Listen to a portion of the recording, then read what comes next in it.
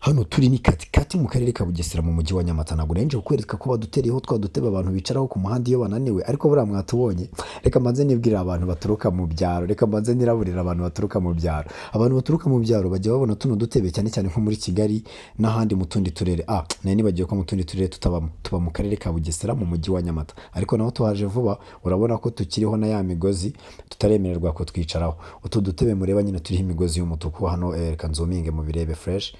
Utu dutebe mureba, noneho izi ndabo zo hasi cyangwa se bino byatsi urabona ko barimo barabiteramo ifumbire. Bano bagabo babiri, uyu nguyu ufite igikapu urabona ko akozemo, agiye gukuramo agafumbire anyanyagizemo, buretse uzurebe.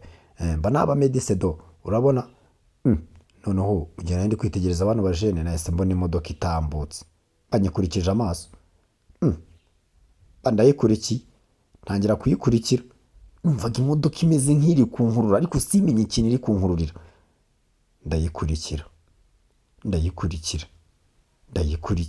abantu bose bakajya bitegereza iyi modoka ndi gukurikira, nkabona abantu bose bayirangariye, ariko nkomeza kuyikurikira. Ni imodoka ya fuso, iyi ngiyi ni kategori C. Iyi ni kategori C, iyo ufite kategori C nibwo wemerewe gutwara iyi modoka. Nkomeza kuyikurikira imodoka, nanakubitanye na Ndimbati, bamuteye pisi, uriya bamwita Ndimbati, yigisha akamoto.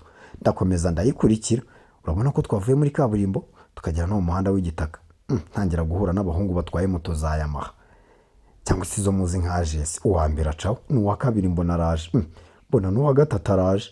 Ntangira kwibaza ibintu bibera hano hantu iyi modoka iri kwerekeza. Nkomeza kumanuka gake gake mpegera, mbona ama-etaje ataruzura.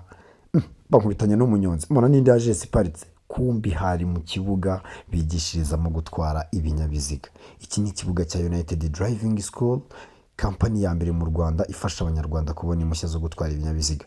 Iki kibuga nacyo urumva ko kiri hehe? Mu karere ka Bugesera mu mujyi wa Nyamata. Ukeneye perime iyo ari yo yose waba ushaka, urabona ko muri iki kibuga rwose ni umunyuzo mugani w'umunyarwanda.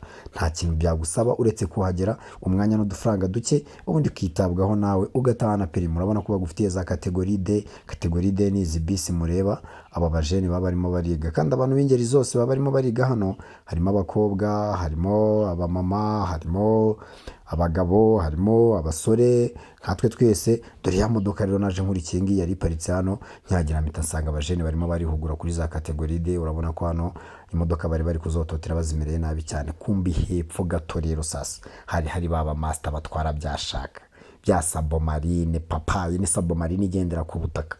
Unabona, reba. Iyi niyo bita kategori E. Reba ukuntu iryikona mani, reba ukuntu iryikona. Abangaba rero ntabwo babita abashoferi. Ndashaka ko mutandukanya abashoferi n'abasare. Aba ni abasare.